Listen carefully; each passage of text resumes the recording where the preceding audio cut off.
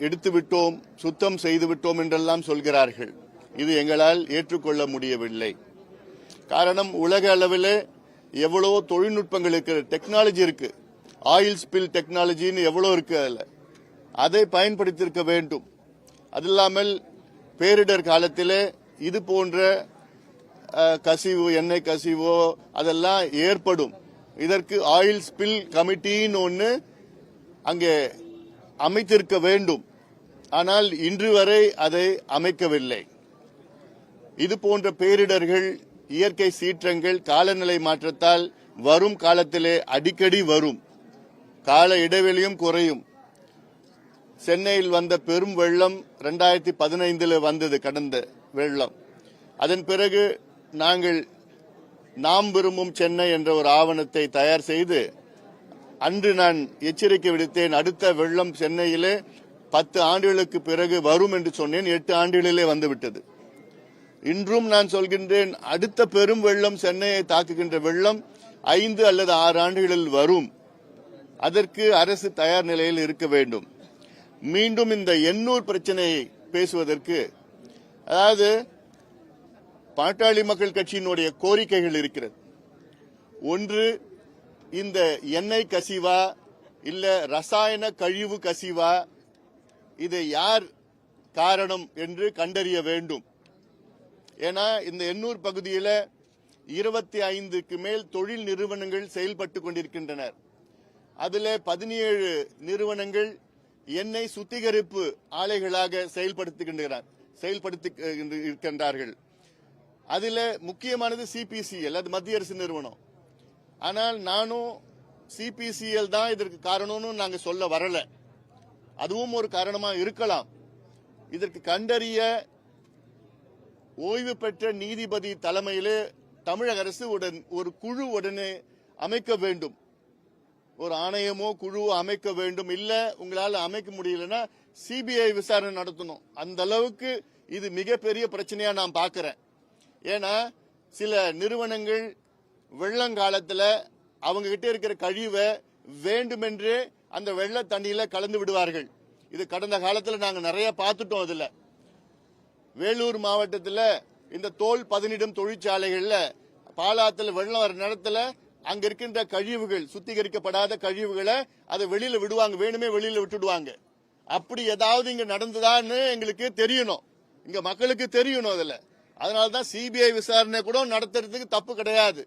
முதல் கட்டமாக தமிழக அரசு ஓய்வு பெற்ற நீதிபதி, உயர்நீதிமன்ற நீதிபதி, ஓய்வு பெற்ற நீதிபதி தலைமையில இங்க ஒரு குழு உடனடியாக அமைத்து, அந்த குழு இன்னும் 1 மாதத்தில் இடைக்கால அறிக்கை, 3 மாதத்தில் முழு அறிக்கை கொடுத்து இதற்கு யார் காரணம், இதற்கு என்ன செய்திருக்க வேண்டும், என்ன செய்ய வேண்டும், எவ்வளவு நிவாரணம் கொடுக்க வேண்டும் எல்லாம் இங்கே அறிவிக்க வேண்டும். ஏன்னா தமிழக அரசு இதற்கு கொடுத்த அறிவித்த நிவாரணம் கேலியாக இருக்கிறது. எங்களுக்கெல்லாம் இவ்வளவு பெரிய என்ன கசிவு நடந்திருக்கிறது. இது மிகப்பெரிய சுற்றுச்சூழல் கேடு. இதற்கு ஒரு வீட்டுக்கு 7500 ரூபாய். எங்க, எந்த உலகத்தில் இருக்கிறோம், எந்த காலத்தில் இருக்கிறோம்? எவ்வளவு பெரிய பாதிப்பு இது. இது மீனவர்களுக்கு மட்டும் கிடையாது, இங்க இருக்கின்ற மக்களுக்கு பாதிப்பு, விலங்குகளுக்கு பாதிப்பு, மீன்களுக்கு பாதிப்பு, சுற்றுச்சூழலுக்கு பாதிப்பு. இது ஒரு 5 பேர் ஒரு வீட்டில் இருக்கிறாங்கன்னா ஒவ்வொரு நபருக்கும் 1500 ரூபாய் இழப்பீடாது. அமெரிக்காவில் சமீபத்தில் இதே போன்ற ஒரு எண்ணெய் கசிவு நடந்தது பெரிய அளவில்.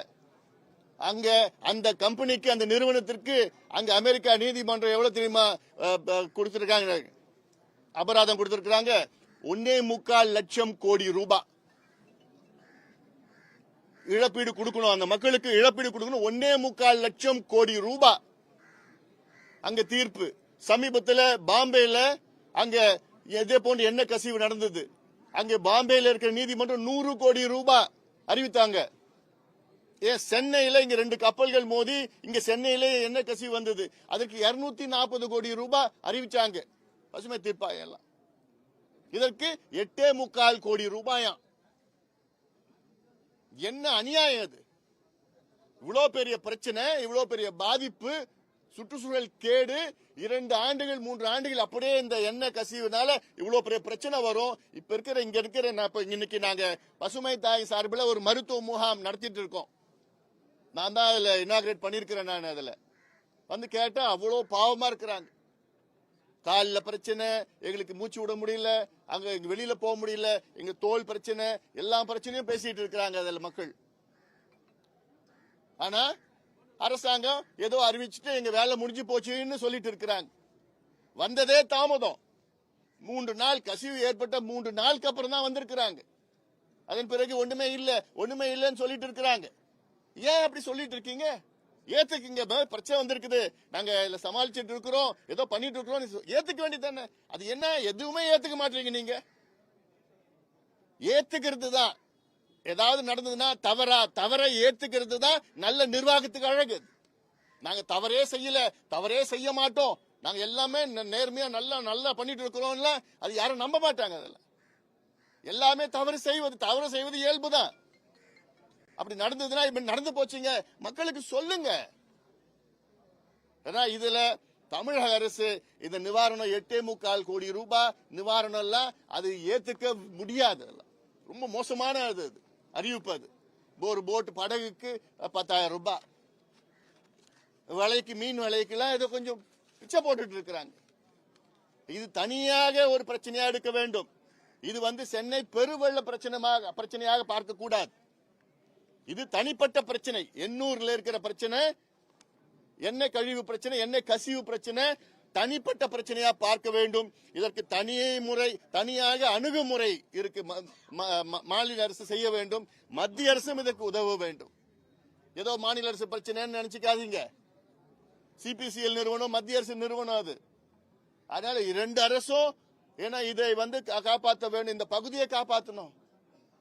ஏன்னா இந்த பசுமை தீர்ப்பாயம் பாத்தீங்கன்னா 2022ல இது புரொடெக்டட் வெட்லேண்ட் அறிவிக்கணும்னு சொல்லிட்டாங்க. பாதுகாக்கப்பட்ட சதுப்பு நிலம் பகுதியா அறிவிங்கன்னு பசுமை தீர்ப்பாயம் கடந்த ஆண்டு சொல்லியிருக்கிறாங்க. ஆனா இது வரைக்கும் எந்த அறிவிப்பும் வரல. இது 1996லே ஒரு பரிந்துரை வந்தது. அதன் பிறகு 2010ல இன்னொரு பரிந்துரை வந்தது. இந்த எண்ணூர் கிரீக்னு சொல்றது, இது இங்கிருந்து அங்கிருந்து போயிட்டு இருக்கிறது. இதெல்லாம் நமக்கு கிடைக்காது, இயற்கை கொடுத்த வரம். இதெல்லாம் சென்னையின் மக்களுக்கு இயற்கை எத்தனையோ வரங்கள் கொடுத்திருக்கிறது. ஒன்று இங்கே இது போன்ற எண்ணூர் கிரீக், இதுல அடுத்தது பார்த்தோன்னா கொசஸ்தலை ஆறு, அடுத்தது அடையார் ஆறு, அடுத்தது கூவம் ஆறு, அடுத்தது பள்ளிக்கரணை சதுப்பு நிலம். இதெல்லாம் சென்னைக்கு கிடைத்த வரம். ஆனா அந்த வரத்தை எல்லாம் நாசப்படுத்திட்டு இருக்கிறாங்க. கடந்த 50-60 ஆண்டு காலம் ஆக்கிரமிப்புகள்ல எல்லாம் ஆக்கிரமிப்பு செஞ்சு அதில் நாசப்படுத்தி முடிச்சுட்டாங்க. 6 மாதத்திற்கு முன்பு இங்க இருக்கிற மக்கள் எல்லாம் கேட்டிருக்காங்க, அந்த கொசஸ்தலை முகத்துவாரத்தை தூர்வாருங்க. 6 மாதமா கேட்டுட்டு இருக்காங்க. கொசஸ்தலை 6 முகத்துவாரம் 800 இதுல முடியுது, பகுதியில் முடியுது. அது நேரம் நீங்க தூர்ந்து போயிருந்த அந்த தூர்வாரிந்தீங்கன்னா இன்னைக்கு தண்ணி உள்ள ஊருக்குள்ள வந்திருக்காது. அது தூர்ந்து போறதுனால தண்ணி பேக்லாஷ். கொசஸ்தலையில தண்ணி அவ்வளோ தண்ணி திறந்து விட்டுட்டாங்க. பக்கிங்ஹாம் கால்வாய்னு ஏதாவது இருக்கா இன்னைக்கு?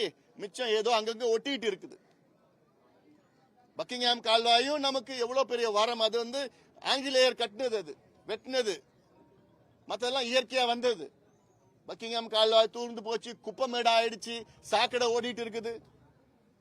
அதனாலதான் இப்போ தண்ணி வெள்ளம் மறுபடியும் இங்க ஊருக்குள்ள அதுல பாத்தீங்கன்னா இங்க இந்த எண்ணெய் கசிவு, எண்ணெய் கழிவு கசிவு, ரசாயன கழிவு கசிவு எல்லாம் நடந்து ஏதோ ரொம்ப மோசமான ஒரு சுற்றுச்சூழல் மாசு அடைந்து இருக்கிறது. சுற்றுச்சூழல் கேடு இங்கு நடந்திருக்கிறது. முதலமைச்சர் அவர்கள் இங்கே வர வேண்டும், இங்க பார்க்க வேண்டும். இந்த பகுதிக்கு தனியாக அணுகுமுறை, separate approach for Ennore oil spill. பொதுவா அப்படி மற்ற அப்ரோச் எல்லாம் கிடையாது. ஏன்னா இந்த பகுதியில் லட்சக்கணக்கான மக்கள் வாழ்ந்து கொண்டிருக்கின்றார்கள். இதை நம்ம காப்பாற்றணும். இது இயற்கை வளம், நம்ம கொடுத்த வளம். அதனால இதை காப்பாற்றணும். அதற்கு முதலமைச்சர் அவர்கள் இதற்கு சிறப்பு கவனம் செலுத்தி இதற்கு உயர்நீதிமன்றம் ஓய்வு பெற்ற நீதிபதி தலைமையில ஒரு குழு அமைத்து உடனடியாக விசாரணை நடத்தணும். எங்க எப்படி நடந்தது, யார் இதுக்கு காரணம், யார் காரணமோ அவங்க கிட்ட கூடுங்க, கேளுங்க. 500 கோடி 1000 கோடி கேளுங்க. ஏன்னா அவ்வளவு பெரிய பிரச்சனை நடந்திருக்குங்க.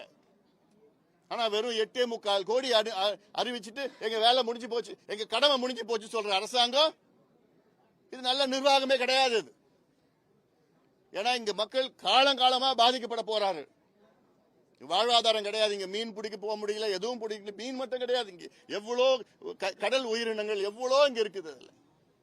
அதனால அதெல்லாம் நம்ம பாதுகாக்க வேண்டும் என்று இந்த நேரத்தில் நான் கேட்டுட்டு இருக்கேன். மீண்டும் நான் சொல்வதெல்லாம், இந்த காலநிலை மாற்றம், பருவநிலை மாற்றத்தால் தொடர்ந்து பேரிடர்கள், இயற்கை சீற்றங்கள், பெரும் சூறாவளி, பெரும் புயல், பெரும் வெள்ளம், இதெல்லாம் அடிக்கடி நம்ம சந்திக்க இருக்கின்றோம்.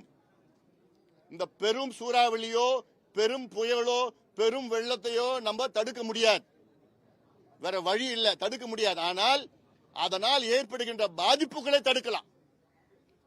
We cannot prevent super cyclones, super rain, super floods, but we can prevent the damages caused by these super cyclones and super floods. நல்ல திட்டமிட்டா.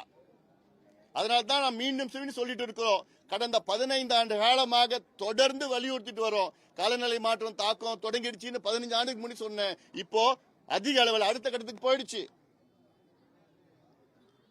தென் மாவட்டத்தில், இங்க திருநெல்வேலியில, தூத்துக்குடியில ரொம்ப பாவமா இருக்கு.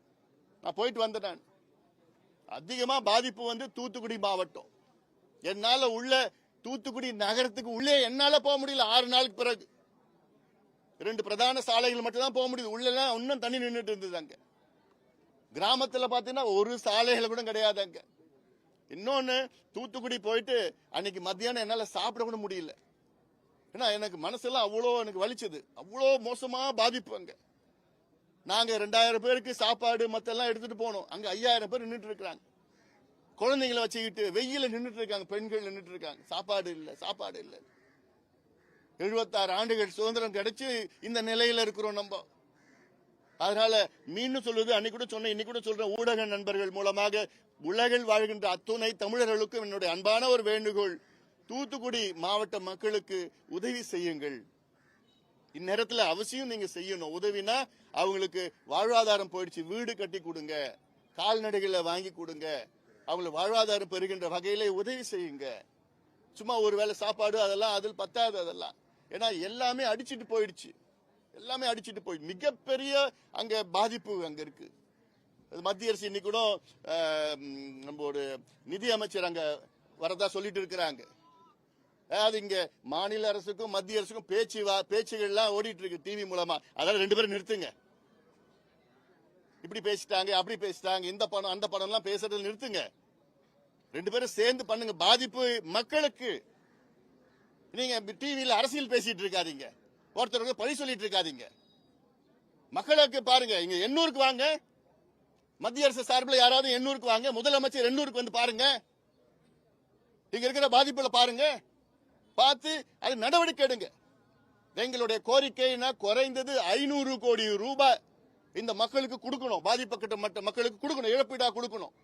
ஏன்னா 2-3 ஆண்டுகளுக்கு இவங்களுக்கு வாழ்வாதாரம் இருக்க போவது கிடையாது. அது மட்டும் இல்ல, இங்க இந்த எண்ணெயெல்லாம் சுத்திகரிக்கிறதுக்கு, எடுக்கிறதுக்கு, அதை சுத்தம் செய்யறதுக்கு எவ்வளவு தொழில்நுட்ப டெக்னாலஜி இருக்கு. ஏதோ சும்மா நாங்க போட்ல போயிட்டு அங்க எண்ணெய் எடுத்தோம், இது உறிஞ்சோம். என்னங்க யாரையா ஏமாத்திட்டு இருக்கேன்? பக்கெட்லயும் பேப்பர்லயும் அப்படியே அழுறாங்களாம் எண்ணெய. என்னங்கய்யா, இங்க இருக்கிற மக்கள் என்ன அவ்வளவு மோசமானவங்களா, அவ்வளவு பாவப்பட்ட மக்களா இங்க? அதனால இதை தொடர்ந்து நாங்க வலியுறுத்துவோம். தேவைப்பட்டா பாட்டாளி முயற்சி, ஏன்னா இது வரைக்கும் இது அரசியல் ஆக்க வேண்டாம் நான் பார்த்துட்டு இருக்கேன். கஷ்டகாலம் இது. அரசும் வேலை செஞ்சிட்டு இருக்கு, செய்யலன்னு நான் சொல்லல. ஆனால் அதை திட்டமிட்டு செய்யணும். போதுமான வேகம் இல்ல.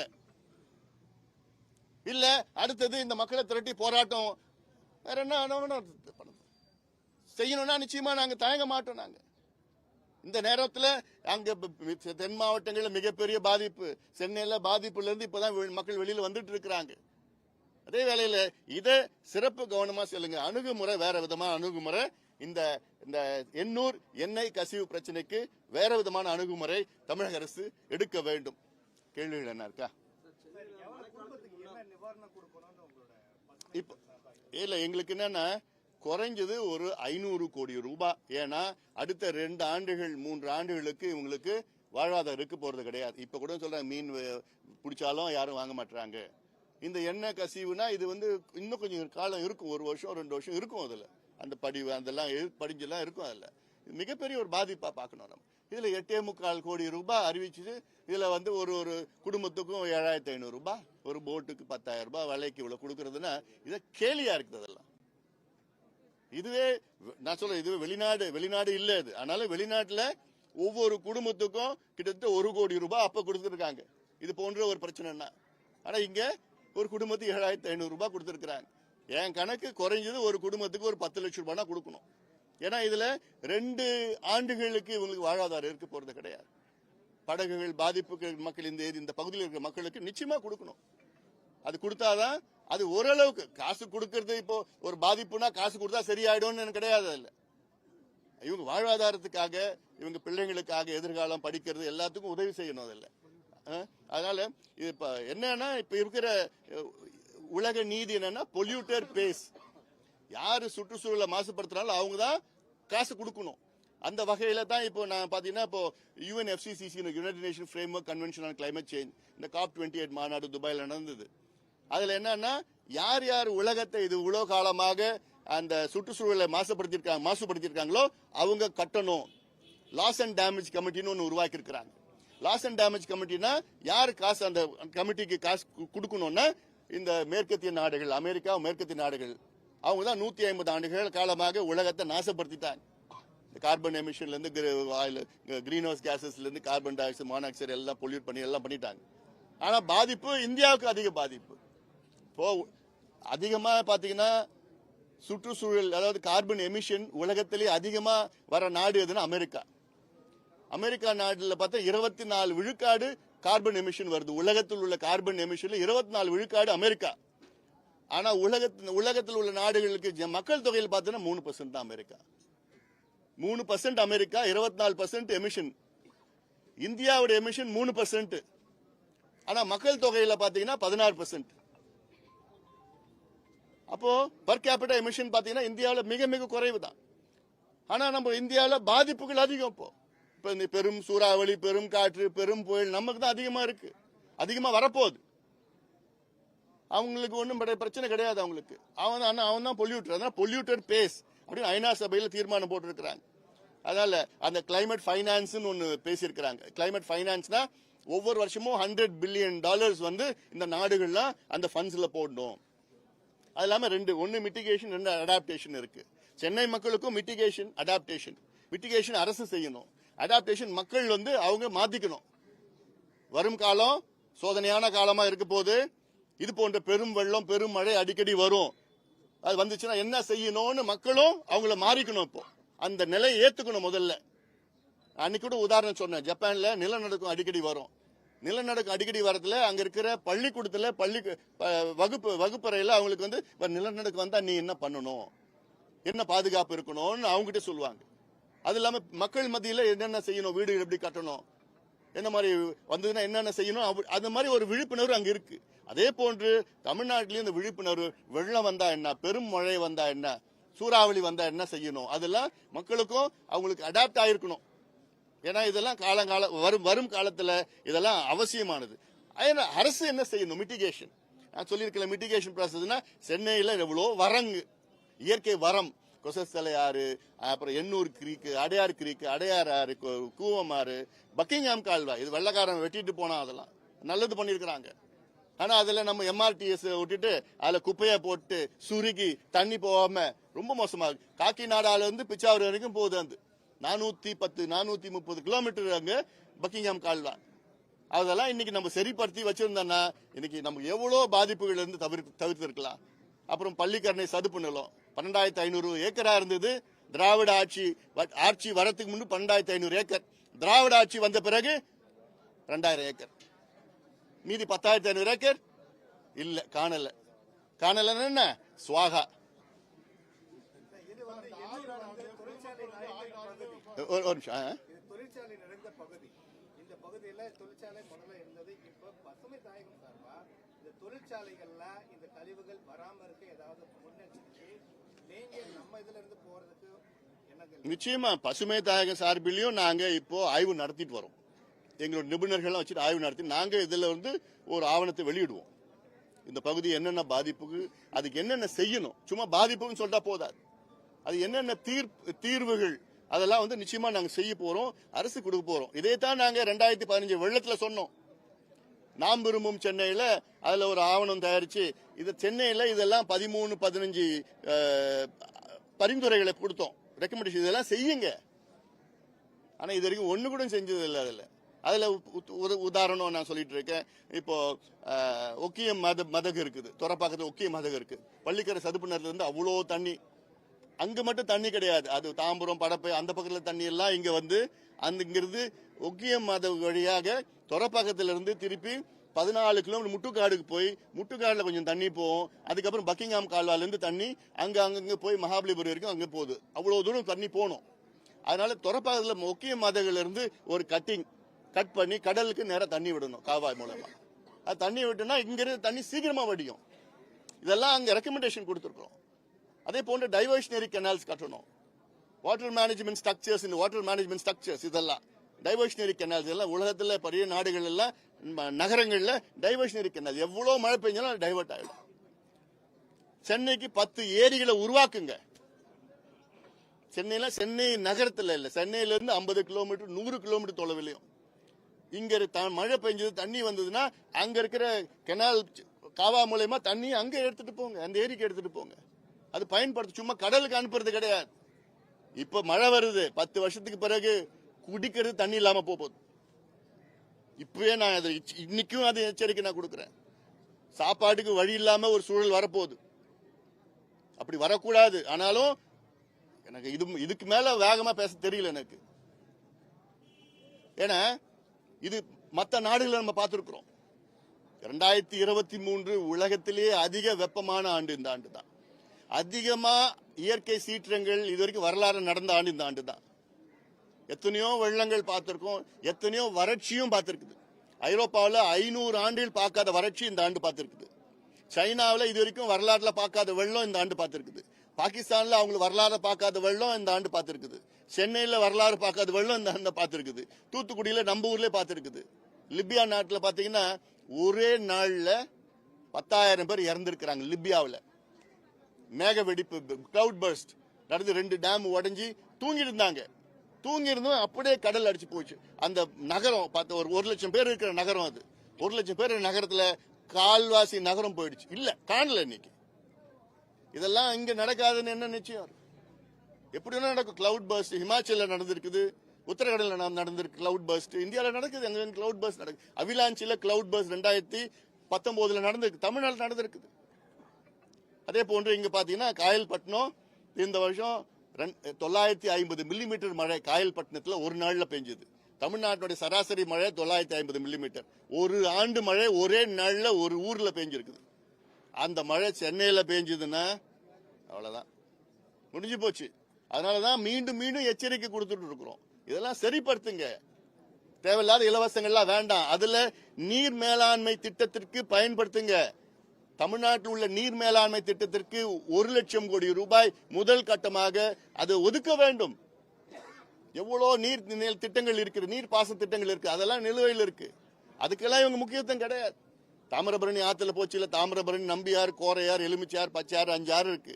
அதுல இணைக்கிறதுக்கு நாங்க எவ்வளோ கத்திட்டு இருக்கோம், இவ்வளோ காலமா கத்திட்டு இருக்கோம். அதை இணைச்சிருந்தாங்கன்னா அவ்வளவு தாக்கம். தாமிரபரணியில 1,00,000 கண்ணாடி ஒரு வினாடிக்கு விட்டாங்க. ஆனா அறிவிப்பு 1,00,000 தான் அறிவிச்சாங்க. போனது 1,50,000 மேல போச்சு. அதனால அதுல பாதிப்பு தூத்துக்குடி, திருநெல்வேலியில பாதிப்பு. அது ஆனா தூத்துக்குடியில பாதிப்பு வந்து மழைனால அங்க கொட்டி இன்னும் அங்க பாவமா இன்னும் மக்கள் அங்க மீளல அங்க அந்த மழையில இருந்து.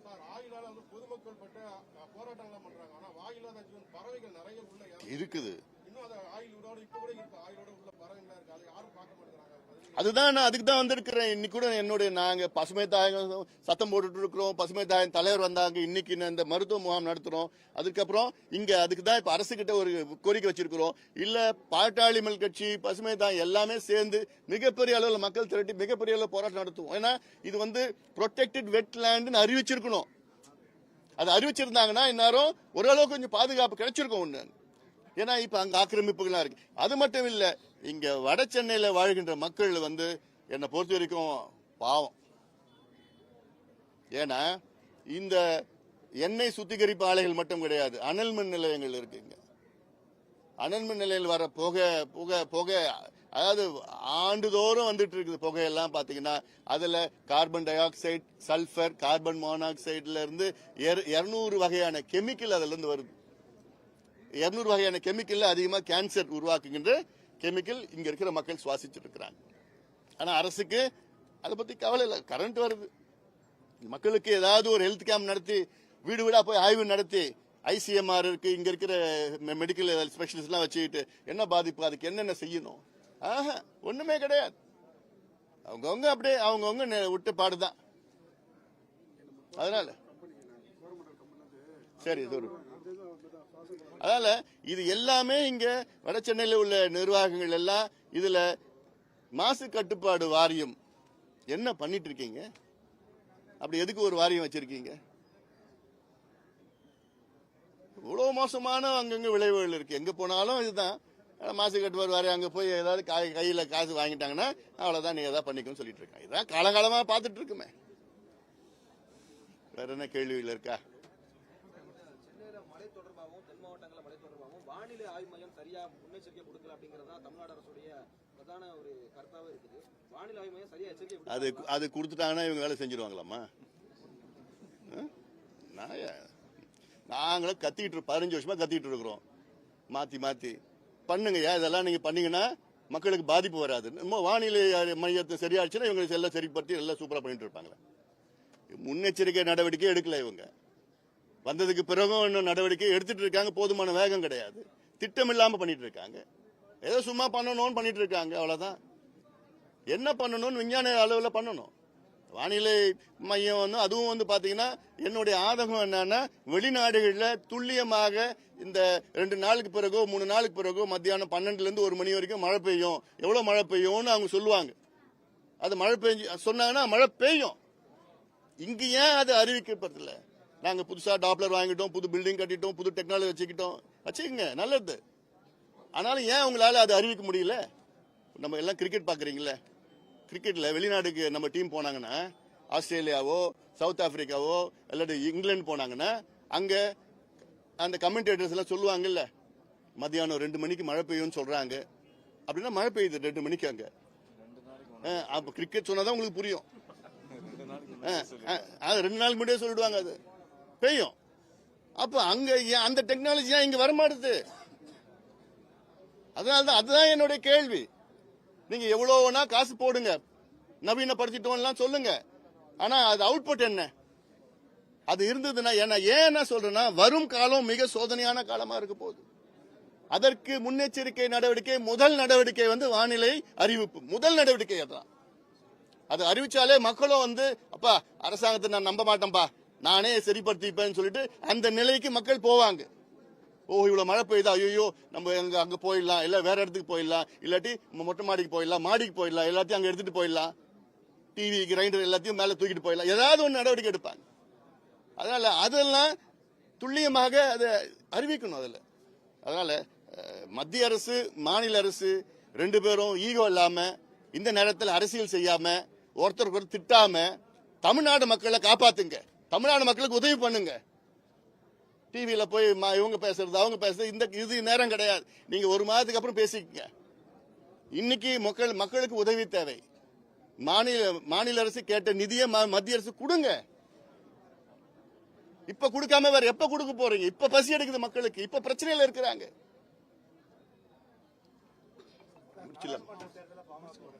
விரைவில் அறிவிப்போம்.